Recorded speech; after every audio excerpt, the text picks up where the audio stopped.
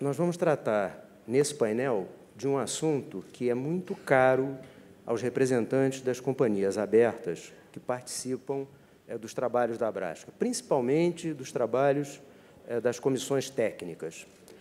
Muito frequentemente, nesses encontros, nessas reuniões, a gente ouve referências a uma certa percepção de complexidade no processo atual de prestação de informações, em caráter obrigatório, que têm que ser prestadas ao mercado.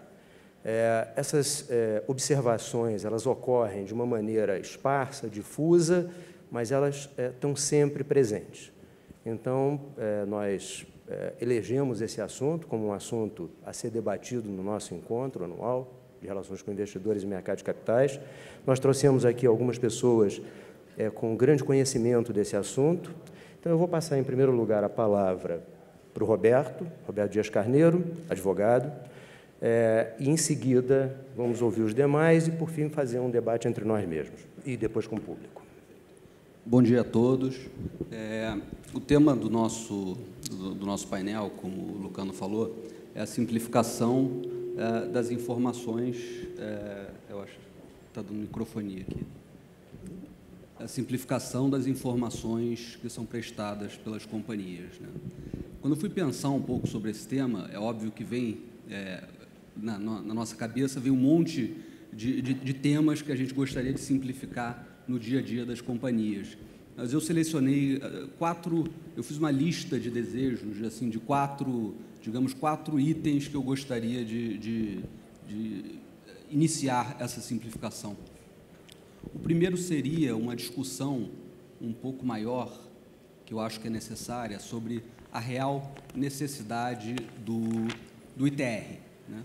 Será que um release de resultados, algo nessa linha, um pouco mais robusto, não seja suficiente para atender o mercado?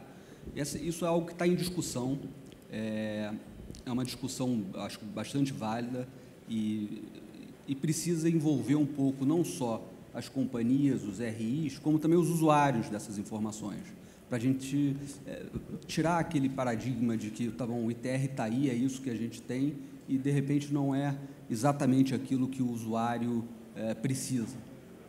Mas isso daí fica como um item de desejo de um estudo mais profundo, incluindo os usuários dessas informações. O segundo item já é um item que eu confesso que é um certo mau humor que eu tenho, que é com publicação em diário oficial. Eu acho que está na era onde a gente está discutindo moeda eletrônica e a gente tem que se preocupar se a companhia faz todas as suas publicações em diário oficial. Eu acho que a gente está deixando para trás algo uma discussão que tem que voltar. A gente tem que acabar com isso. Não é possível que, por exemplo, alguém que vá ler as demonstrações financeiras de uma companhia jamais vai procurar no diário oficial as demonstrações financeiras, até porque, se procurar, provavelmente não vai conseguir ler, porque a letrinha é tão pequenininha que não é ali a fonte da informação.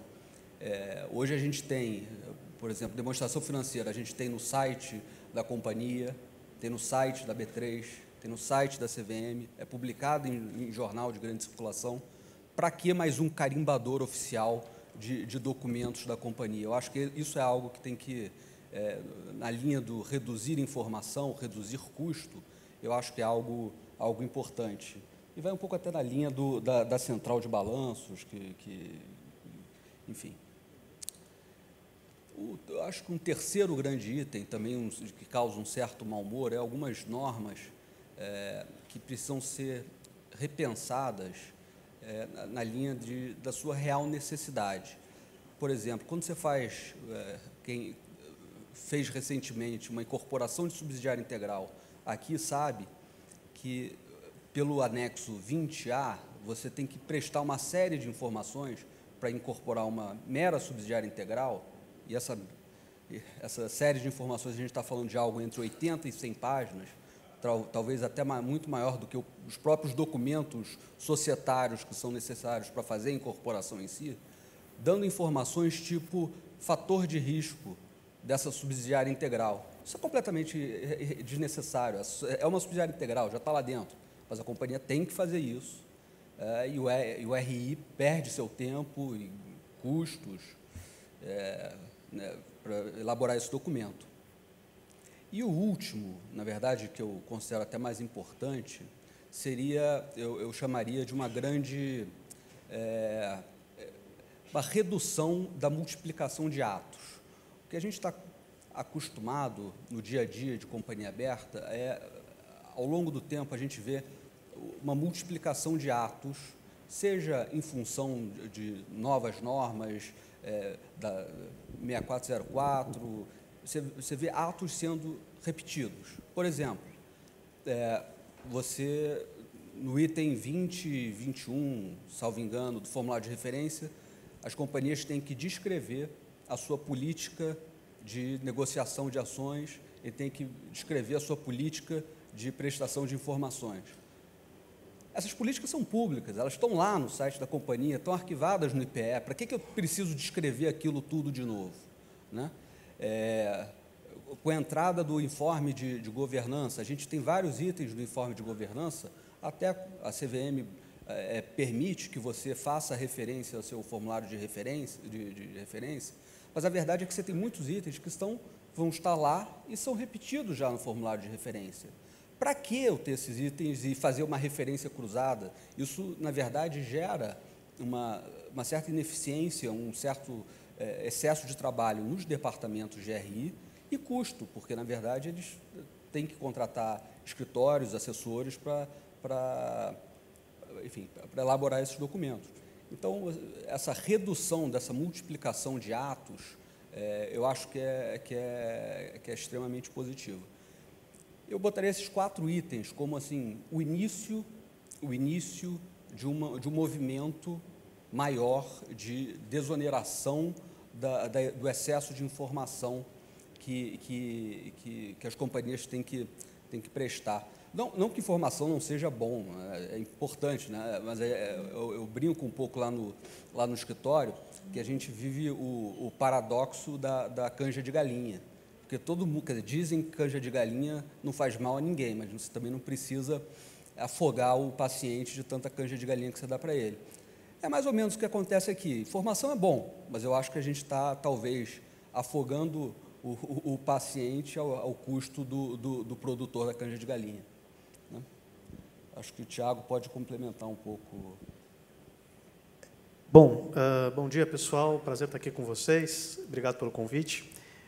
Eu acho que as provocações são interessantes, né? Mas tem 2 aspectos que eu acho que são importantes a gente comentar.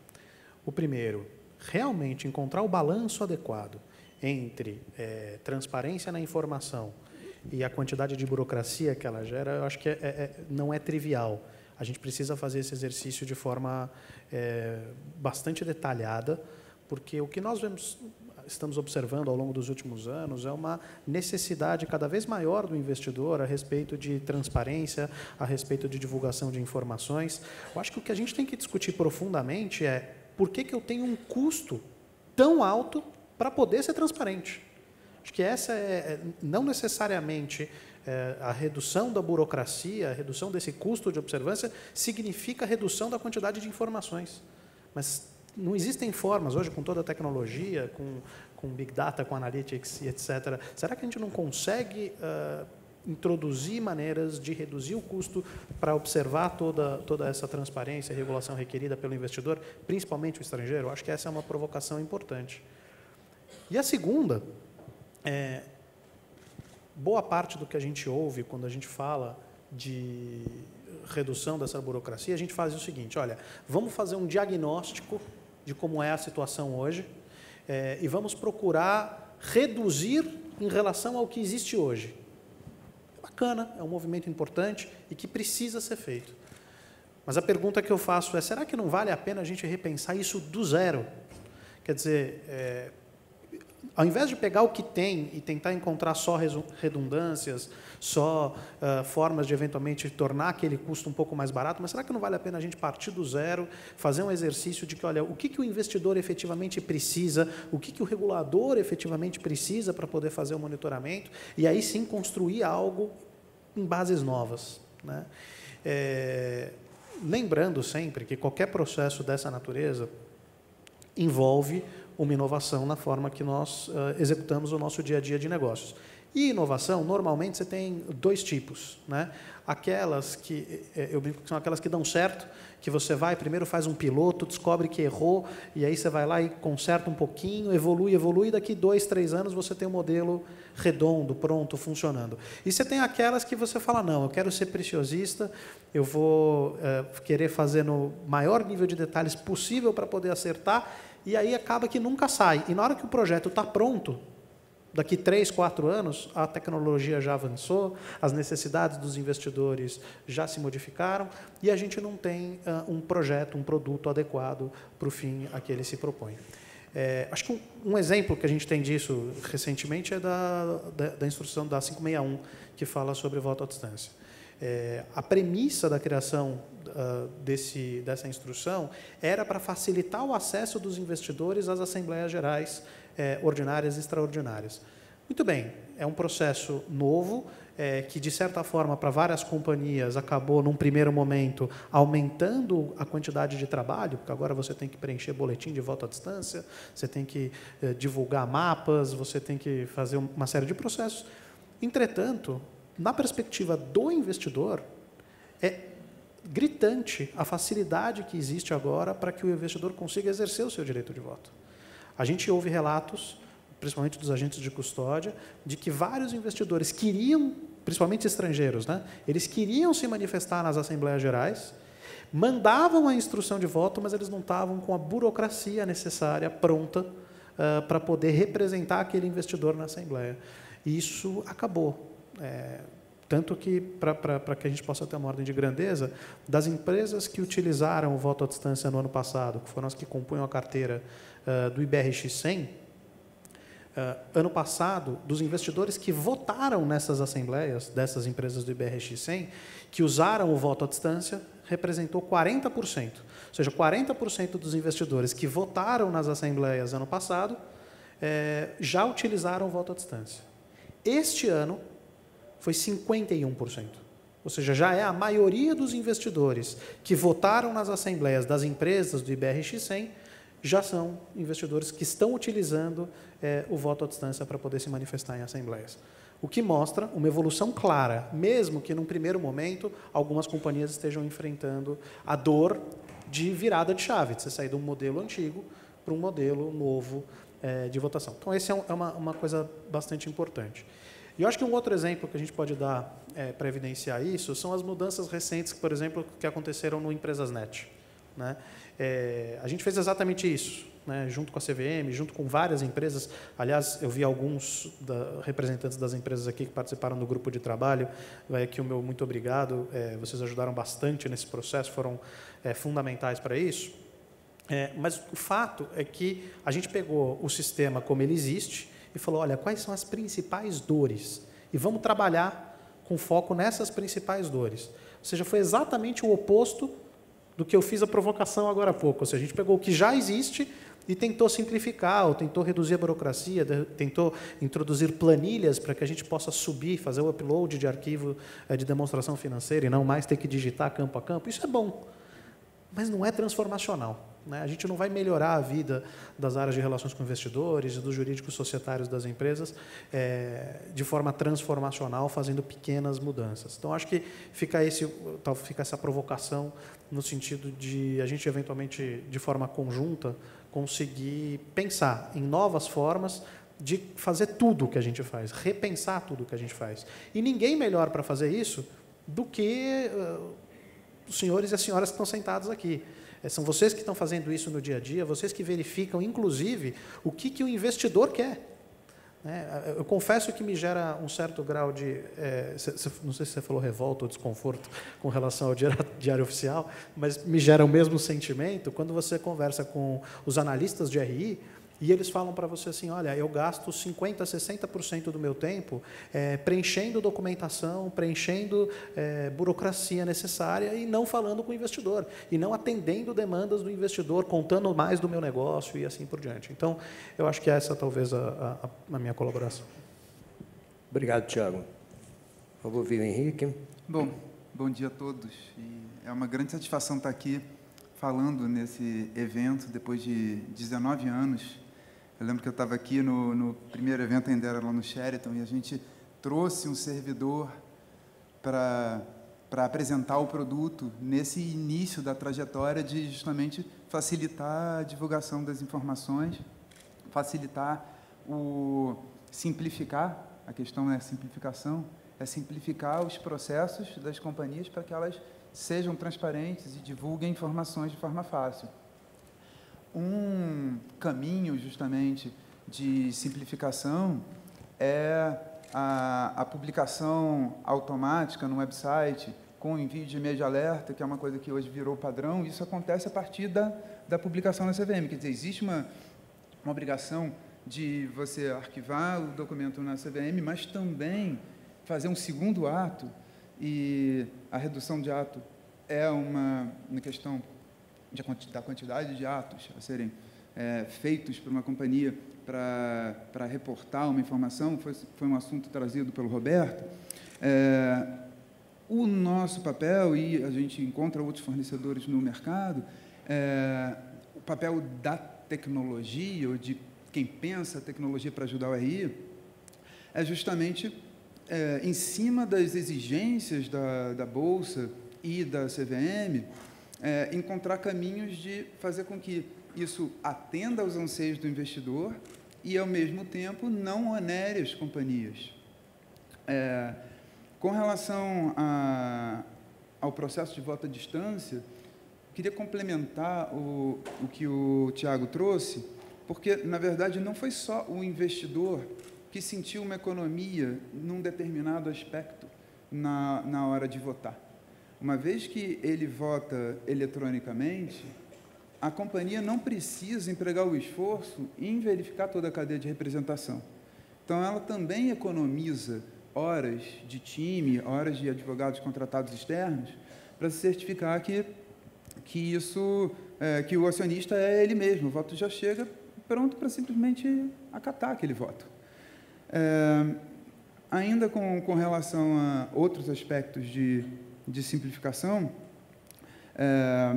o ITR, por exemplo, ele é um documento que a gente tem o ITR e o Earnings Release numa divulgação de resultados. Isso é um tema realmente passível de simplificação, mas assim, não é só no mercado brasileiro que o ITR é uma exigência, ou o equivalente, por exemplo, o 10K é uma exigência do regulador, e o Earnings Release é uma exigência do mercado ou da Bolsa. Então, na verdade, a questão principal é, a gente, ao falar de simplificação, é importante observar que, e é por isso que existe uma certa, não digo inércia, mas não se muda tão rápido, porque o investidor ele espera realmente uma determinada informação, de um determinado jeito, para processar, está acostumado, pode não ser a melhor forma, mas romper com o formato conhecido, na verdade, exige uma nova educação, uma nova formação do investidor. Aqui a minha colaboração, a minha colaboração com o mercado é de procurar fazer com que realmente isso se dê de uma forma não onerosa, como é o exemplo dessa ferramenta recente, que a gente precisou interagir bastante, até eu e o Tiago, para solucionar a questão, o momento da Assembleia e a contagem de votos, sem provocar duplicidade, sem que seja necessário fazer muito mais do que apertar um botão para se ter os mapas sintéticos, o mapa analítico produzidos. e fazer o upload de planilhas para que os dados estejam contados. Quer dizer, é uma satisfação poder estar no mercado realmente, como disse, desde 99, pioneiramente, oferecendo soluções que têm esse objetivo. Acho que, realmente, o mercado conta com esses parceiros e a gente chegou a discutir em alguns momentos também já como os formatos do Empresasnet poderiam ser abertos e poderia-se ter um software que seria fornecido por terceiros, como é o mercado americano, onde a SEC, ela define o formato Edgar, ela definiu que se usaria XBRL, mas ela não oferece ferramenta nenhuma. Ela simplesmente define o formato. A gente, inclusive, presta serviços para isso, mas no mercado brasileiro existe um software.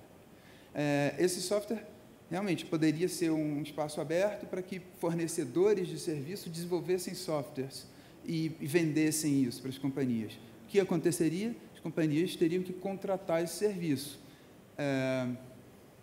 A gente não sabe se o mercado quer, as companhias o tempo inteiro reclamam de terem mais despesa. Ao mesmo tempo, o revés disso é que elas têm realmente que esperar o Tiago entrar no jogo para solucionar as questões que são questões que, de alguma forma, podem travar, como essa nova característica que o Empresasnet acabou de trazer, de importação das planilhas, era um elemento já aguardado pelo mercado, que, enquanto aguardado pelo mercado, a gente, internamente, desenvolveu tecnologias para facilitar o nosso processo interno. Repara, a gente não chegou nem a vender isso para o mercado, porque o esforço de venda disso junto à área de controladoria já nem era e o empacotamento disso para ter um uso fácil, que não fosse dos nossos operadores, isso já era mais custoso. Então, existia uma solução de mercado de acesso muito mais restrito. As empresas que estavam interessadas precisavam contratar o nosso serviço e contar com um tempo de resposta nosso. Não era um aperta o botão e vai. Mas eu acho que a gente vai evoluindo o mercado e quanto mais a gente conversa e entende como poderia simplificar, o Roberto trazendo e o mercado trazendo exemplos de duplicidade de informação, todos os fornecedores podem pensar em formas de fazer com que o RI, ou não seja o RI, inclusive, seja o jurídico, a controladoria, produza a informação de uma única forma e essa informação ela seja espalhada através de soluções que permitem isso. Existem soluções de mercado que fazem, são plataformas a gente tem uma, por acaso, plataforma de composição do documento, onde você bota uma planilha e os dados dessa planilha, eles são usados através do documento inteiro, só fazendo referência. Isso é muito comum em relatórios financeiros. Você tem uma informação que está presente no relatório, está numa tabela, mas ela também está citada no texto em vários cantos. A revisão que existe para isso, e aí é uma duplicidade não de múltiplas formas e múltiplos atos. Dentro de um próprio documento você tem essa informação se repetindo. E aí, isso é um exemplo de como as informações repetidas, elas realmente podem, apesar de estarem em vários cantos, serem todas puxadas por referência. Como essa solução, várias outras existem e várias outras podem vir a existir. Perfeito. Obrigado, Henrique. Roberto, você mencionou uma questão, que é a publicação em diários oficiais, que é uma questão realmente pacífica entre as companhias. Nós nunca tratamos desse assunto sem que, unanimemente, todos considerassem a publicação em diários oficiais custo Brasil, ou seja, um dispêndio sem nenhum retorno. Diferentemente do jornal de grande circulação. Quando a gente discute publicação em jornal de grande circulação, há participantes da Abrasca que defendem, inclusive a maioria, que defendem a publicação em jornal de grande circulação. Em primeiro lugar, porque tem concorrência. Você pode escolher o jornal. Você pode optar, tem opções de valor, de preço. Em segundo lugar, porque o jornal de grande circulação tem audiência, tem leitura. As pessoas leem, né? As pessoas leem, exatamente. Quem é que lê diário oficial? Ninguém lê diário oficial, muito menos para olhar a informação financeira, né? Então, essa questão do diário oficial, você tem toda a razão, isso é um problema muito sério, é um problema que todos, ao falar do problema de divulgação de informação obrigatória, mencionam como um grande problema. E nós já tentamos resolver isso através de alterações legislativas várias vezes, né, Tiago? A B3 já tentou, na época não era B3, mas BMF-Bovespa, já tentaram resolver isso. Nós, da Abrasca, já tivemos na cara do gol para mexer nisso, quando tramitou, né, o PL 3741, que virou a Lei 12973, né? A gente trabalhou nisso. Aliás, a 11638, a gente trabalhou nisso para tentar eliminar essa obrigatoriedade. Mas há uma série de questões jurídicas e também um lobby da Associação de Diários Oficiais, né, que tem impedido a gente de fazer essa alteração e eliminar esse custo ocioso, desnecessário. Na realidade, nós estamos há anos já, né, desenvolvendo um projeto que é o projeto da Central de Balanços, que é um projeto previsto no âmbito do SPED, apenas ele não é prioritário, infelizmente, nem para a Receita Federal, nem para a própria CVM, porque eu não vou entrar em detalhes do tipo de debate técnico-jurídico que já ocorreu em audiências públicas, inclusive, na tramitação do 3741, que mostram que a solução de mexer na lei das SA, na medida em que mexe também com SAs fechadas, que não vão colocar as informações no sistema da CVM, então, essa solução de mexer na lei das SA se mostrou não viável politicamente, não viável do ponto de vista legal na tramitação legislativa. Mas surgiu um outro caminho, que é o caminho que nós estamos desenvolvendo no projeto da Central de Balanços, e com esse projeto, se a gente tiver sucesso em obter a aprovação legislativa dele, a gente poderá, enfim, eliminar esse custo ocioso. Então, esse é um projeto que está sendo desenvolvido, né? Nós tivemos algumas reuniões com a B3, inclusive, sobre isso, só que ele é um projeto complexo, ele envolve diversas questões, mas a gente está chegando muito perto da hora de trabalhar isso do ponto de vista legislativo. Bom, queria fazer uma observação também sobre a questão, isso todos tocaram, principalmente o Tiago, mas todos tocaram nesse ponto, é o problema do sistema, da sistemática atual de prestação das informações, de disclosure, de transparência das companhias, né? Na realidade, vamos pegar o formulário de referência, que é o mais evidente, o mais recente, talvez. Cada formato de divulgação, né, que as companhias são obrigadas a praticar, surgiu num determinado momento, com uma determinada inspiração, com um determinado objetivo, e foram todas, e são todas, iniciativas louváveis, em geral, da CVM, do regulador, do autorregulador, dos autorreguladores, né? Então, quando a gente fala em aperfeiçoar essa sistemática, não é uma crítica ao que foi criado. As iniciativas surgiram como puderam e foram desenvolvidas como puderam e têm seu mérito, indubitavelmente. Mas, por outro lado, a gente também tem que reconhecer que cada iniciativa dessas surgiu isoladamente. Então, foi sendo construído um sistema que, no fundo, é uma colcha de retalhos, né? Um vai se emendando com o outro. E a gente, na Abrasca, todos devem saber, porque a gente toda semana publica no boletim da Abrasca, né, que a gente está fazendo um projeto de simplificação, pede que as companhias, os profissionais que atuam no preenchimento, mandem suas sugestões. Ninguém melhor do que vocês, que fazem o dia a dia, para observar os problemas, encaminhar sugestões para que nós incorporemos num projeto de revisão, né? Então, dentro desse projeto, uma das frentes de trabalho foi desenvolver com a FGV, com a GV, um levantamento de todos os conteúdos de 10 formatos obrigatórios exigidos no mercado brasileiro.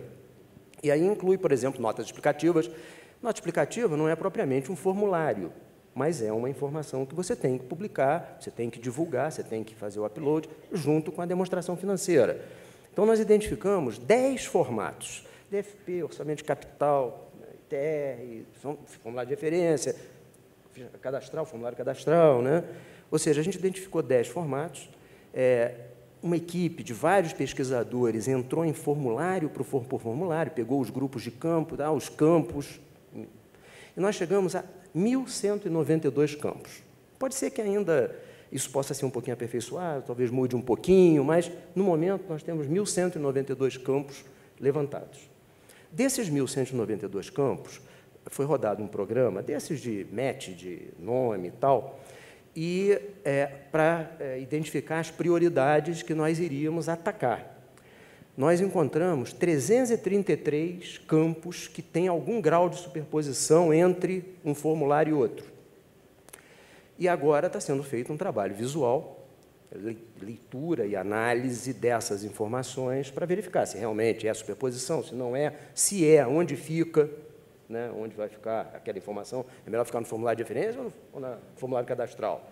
Acaba com o formulário cadastral e bota dentro do formulário de referência? Tem questões, né?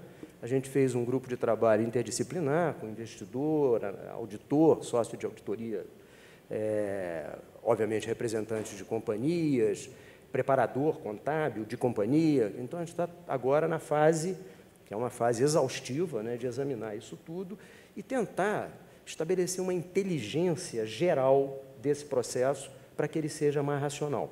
Então, essa é uma informação que eu queria acrescentar, ao que todos, principalmente o Tiago, né, falaram, porque é um trabalho que pode vir a dar frutos, juntamente com o trabalho que a B3 está fazendo, que é muito interessante, é um trabalho muito bem formulado, com uma outra abordagem, mas que eu acho que, no fundo, Tiago, elas vão ser complementares, e a gente vai debater isso tudo juntos, no final, eu tenho a impressão. Tá? Se você me permite só um Por comentário, favor. Lucano, eu acho que talvez esse seja... A gente fala de simplificação de regras há muitos anos, né? E acho que talvez aí que esteja a diferença do processo atual. O pontapé inicial foi dado pela própria CVM, a liderança desse processo está sendo feita pela CVM e orquestrado por ela. Então, a gente tem o próprio regulador dando o impulso necessário e estimulando os diversos agentes de mercado a fazerem cada um a sua lição de casa, para poder chegar em algum momento que a gente possa convergir num conjunto de sugestões e melhorias que vão ter para o mercado. Nós, lá na B3, estamos bastante empolgados com o projeto. A gente tem visto algumas coisas importantes e coisas que a gente achava que eram problemas, mas nós não tínhamos clareza da solução. Agora estão surgindo ideias de como resolver isso.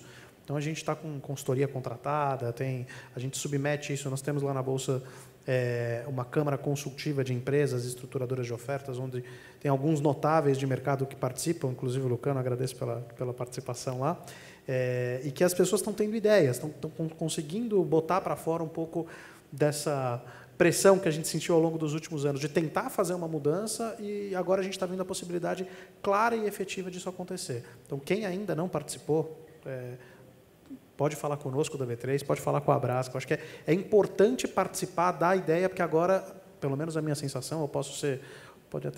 alguns podem me chamar de utópico, mas eu prefiro me considerar um idealista. Eu verdadeiramente acredito que agora chegou o momento para que essas mudanças aconteçam. Obrigado, Tiago. Essa questão que o Tiago tocou, né, que todos participem, eu já tinha mencionado, mas eu gostaria de endossar e enfatizar isso.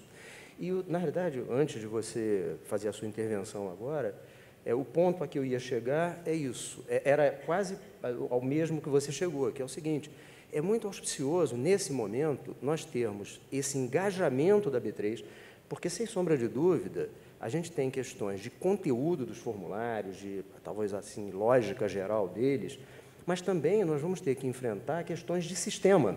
Então, essa disposição da B3 de enfrentar as questões de sistemas, ela é indispensável. Na realidade, eu acho que nós contamos no momento, eu vou agora endossar o que você falou sobre a CVM, nós contamos com esses dois baluartes, esses dois esteios para esse trabalho, que são a atitude da CVM e a atitude da B3, principalmente através do Tiago, de promover, de se incorporar, de acompanhar, de chegar junto nesse trabalho de aperfeiçoamento, que não é um trabalho trivial, é um trabalho de fôlego, né? Eu queria fazer também uma observação, Roberto, sobre a questão do ITR. Sobre o ITR, há um primeiro ponto que é o seguinte: dependendo do setor da companhia e dependendo da postura corporativa da companhia, quando a companhia não quer muita ênfase em resultado de curto prazo, no mercado global ocorre isso, né? Companhias que optam por não publicar trimestralmente, Inglaterra, porque elas acham que isso induz a um tipo de visão da companhia, a um tipo de priorização de resultados de curto prazo que ela não quer. Então, ela opta por se posicionar dessa maneira, e aí o investidor que preferir, que quiser investir naquela companhia, já sabe que ela age dessa maneira, né?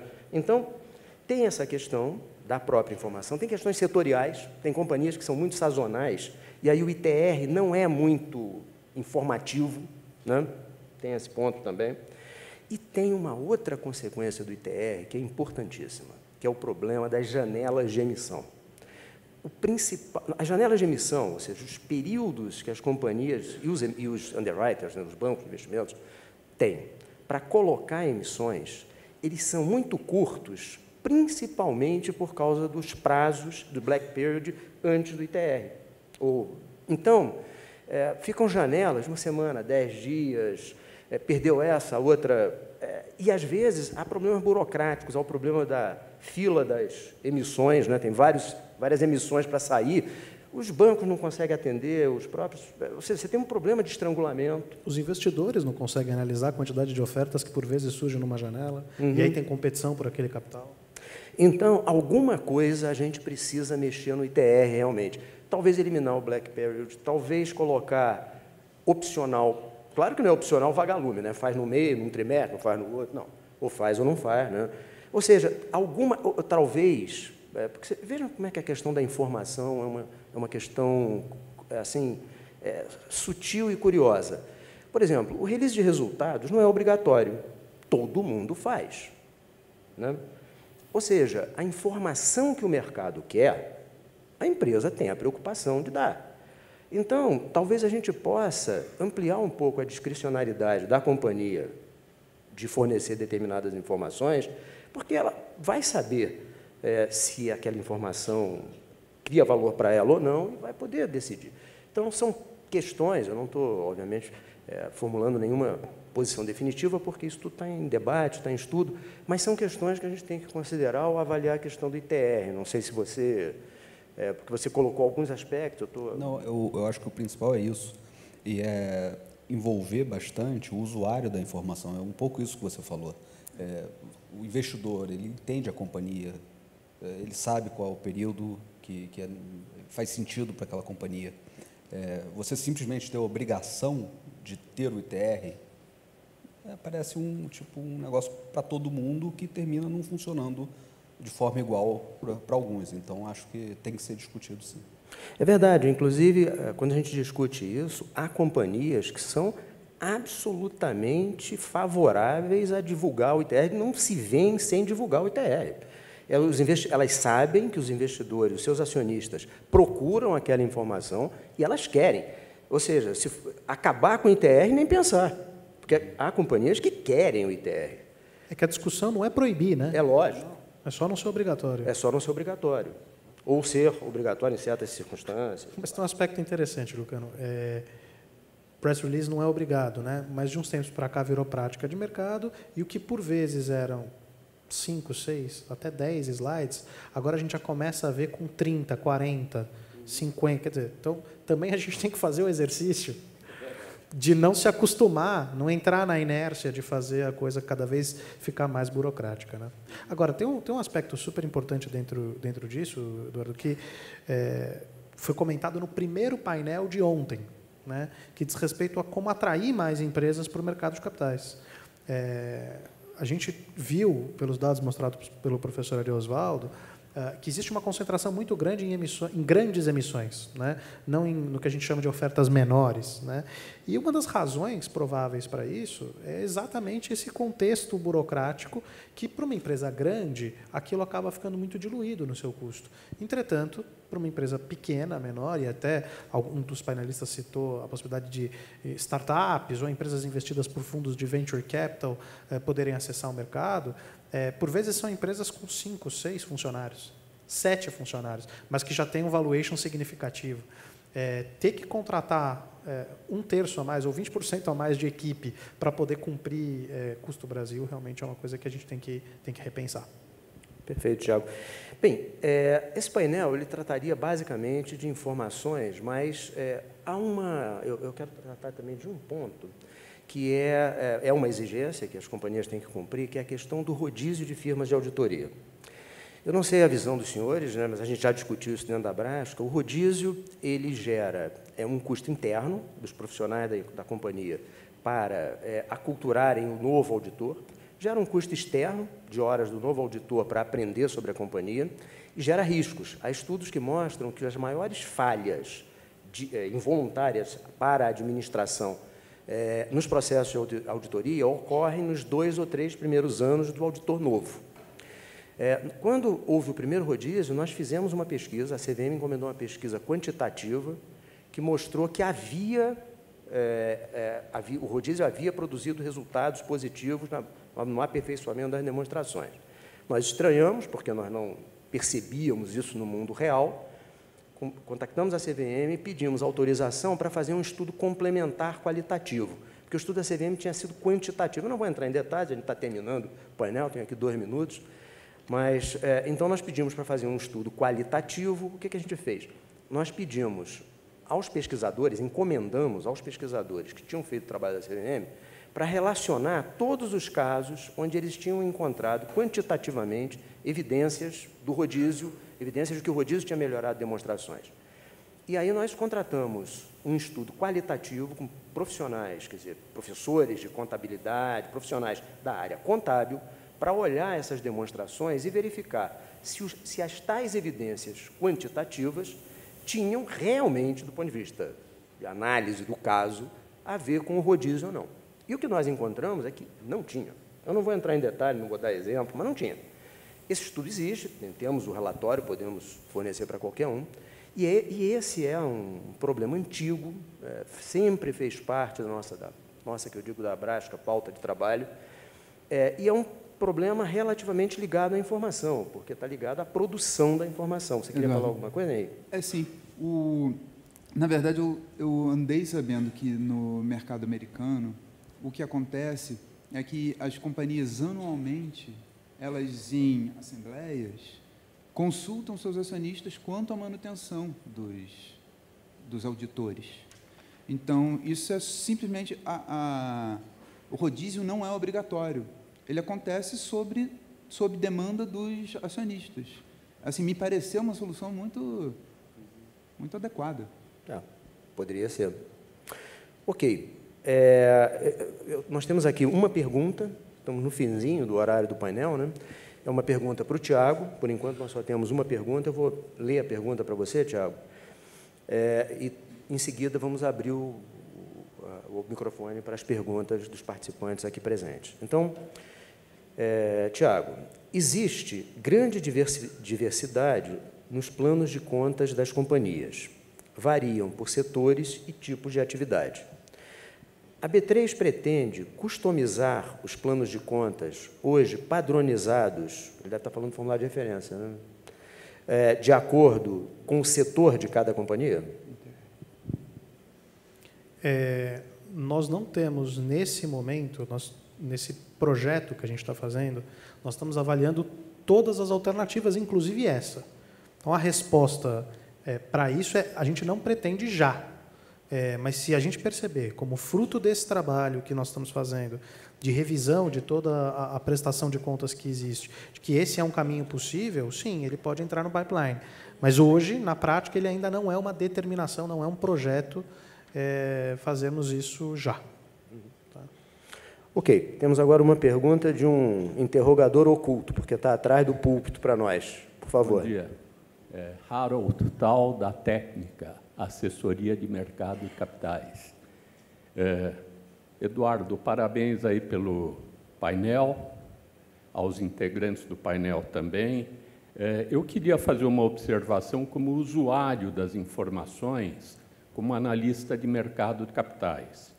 A questão do ITR, eu acho que para o usuário é algo fundamental. Eu acho que não é viável, do ponto de vista do usuário, ele deixar de ter um acompanhamento periódico das informações das companhias abertas. E eu temo muito deixar isso como algo facultativo para as companhias decidirem se divulgam ou não. Então, como usuário, eu gostaria de continuar recebendo as informações trimestrais. Por outro lado, do ponto de vista de simplificação de informações, eu acho que há condição, efetivamente, de se buscar uma simplificação, isso foi muito bem abordado no painel, e a questão também da redução do custo para as companhias é algo fundamental, especialmente para as companhias de pequeno porte, small caps. Eu acho que o estudo do professor Ari ontem mostrou que muitas empresas estão sendo expulsas do mercado exatamente pelo custo de manutenção de companhia aberta. Então, na verdade, eram essas as observações que eu gostaria de fazer. Muito obrigado. Obrigado, Harold. Obrigado pela observação sobre o painel, obrigado pela contribuição em relação ao ITR. Sem dúvida, a visão do investidor, do analista, como é a sua posição, né, é importantíssima para nós, e nós vamos ter profissionais com seu perfil nesse grupo de trabalho que vai analisar as informações e produzir um relatório, um diagnóstico, um relatório. Eu queria passar a palavra para o Roberto. Né? Quando eu fiz o comentário, eu não vejo isso como acabar com o ITR, não pode ser de forma nenhuma tirar a informação do investidor. É só enfim, é um momento de revisão, já que a ideia, um pouco a proposta do Thiago, um pouco que está se discutindo tudo aqui agora, é um pouco o estilo tábula rasa. Você acaba com tudo que existe e reconstrói a partir daí. Nesse momento, talvez seja o momento ideal para ver se o ITR, da forma que ele está, é a melhor forma para o investidor. Por isso que os usuários precisam participar. Talvez um release de resultados um pouco mais turbinado seja até melhor, não sei. Talvez a conclusão final disso seja o próprio ITR, sim. Mas, no princípio de tábula rasa, eu acho que deveria incluir o ITR como algo a ser revisado, repensado e testado. Só um comentário adicional. Sem dúvida, o custo de manutenção como companhia aberta pode reduzir. Tá? Mas é importante enfatizar, ele é um custo competitivo em relação a outras praças no mundo. Aliás, é até mais baixo do que as principais praças para você se manter como companhia aberta. E isso definitivamente não é um impeditivo para que as empresas acessem, porque relativamente ao capital que a empresa vai injetar na companhia, isso acaba sendo irrelevante. Entretanto, eu acho que assusta.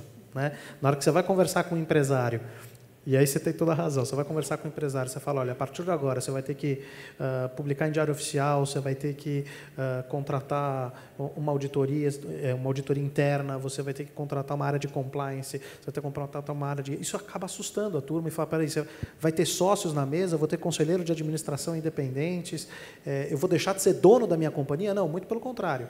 Você vai continuar sendo dono com melhores práticas de gestão e de governança corporativa. Então, acho que é nessa linha mesmo, só esse adendo, que eu não acho que isso impede as companhias de virem a mercado. Não, só assusta no primeiro momento. E aí eu conto com todos aqui que já estão no mercado de capitais para ajudar a esclarecer isso para os empresários que eventualmente queiram acessar. Obrigado, Thiago. Acho que nós temos uma intervenção do Mark, nosso primeiro palestrante. Né? Aldo Plugger.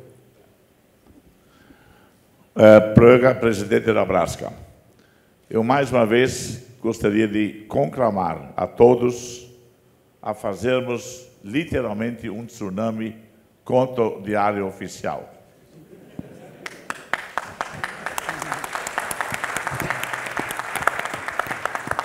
Não sei se vocês sabem que o Diário Oficial de São Paulo, onde estão sediadas a maioria das empresas de capital aberto, há mais de ano aboliu o papel. Hoje, existe só o Diário Oficial em forma digital. Vocês vão dizer, que bom, o preço caiu. Nem um pouco. O preço é absolutamente igual.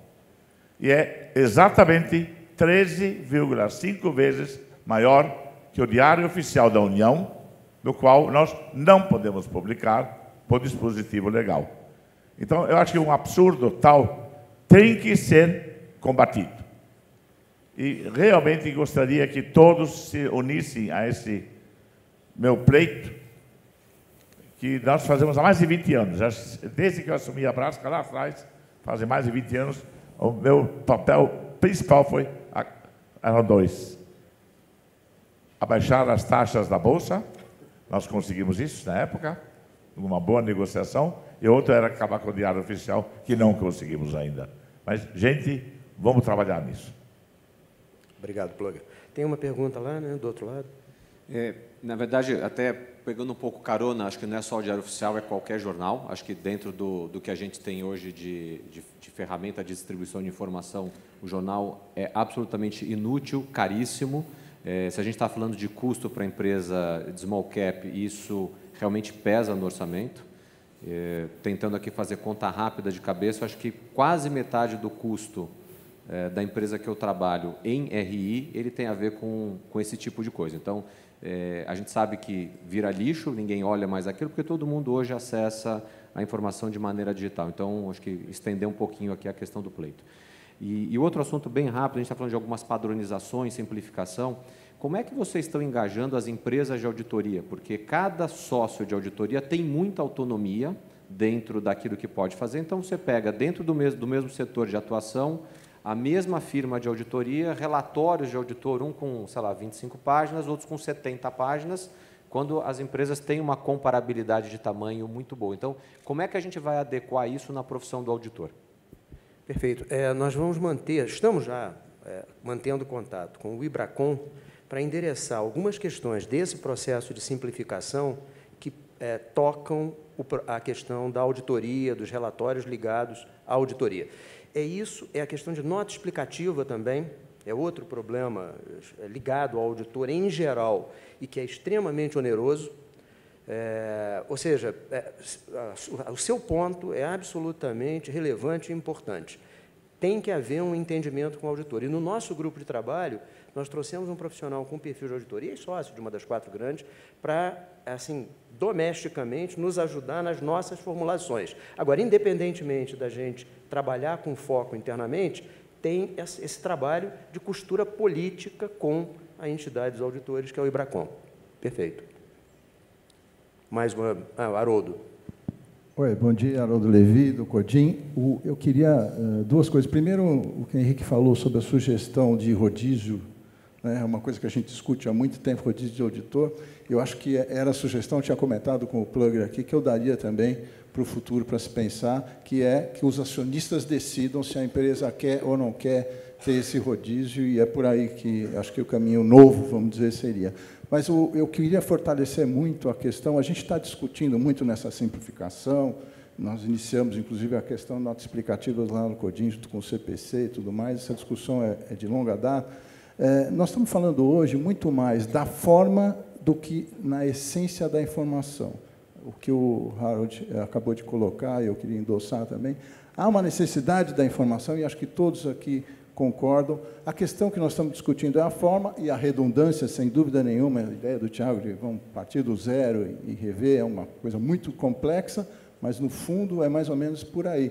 E o que eu queria reforçar é isso, quer dizer, vamos mudar, eventualmente, a forma, tem coisa nova vindo, inteligência artificial, seja lá o que for, para ajudar nesse processo, mas a informação relevante tem que continuar. Então, não vamos começar nesse processo de novo, trazendo a questão de vamos cortar. Não é esse o processo adequado, informação necessária, e, como o Harold falou, depende do tipo de informação, é necessária para um tipo de agente desse mercado, né, como a gente chama no Codim, de um desses públicos estratégicos. Queria reforçar bastante essa questão. Obrigado. Obrigado, Haroldo. Com a tua experiência de Codim, a tua observação é extremamente enriquecedora e importante para nós. Só um comentário, Haroldo, acho que concordo com isso. Talvez eu tenha mencionado rapidamente isso também na minha primeira participação. Reduzir burocracia não significa reduzir informação.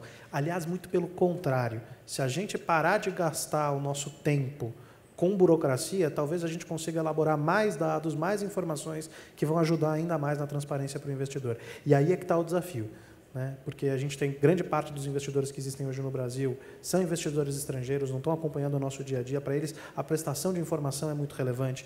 Para os investidores locais, ainda mais, né? Porque eles estão lá no dia a dia, então eles sabem da volatilidade que existe no mercado brasileiro. Então, sem dúvida, acho que o caminho não é reduzir a quantidade de informações, mas achar a quantidade certa, no público certo, de forma tempestiva e com qualidade. Eu acho que esse é o grande desafio. Bom, obrigado a todos. Já foi aqui instado 2 vezes a encerrar o painel. Muito obrigado.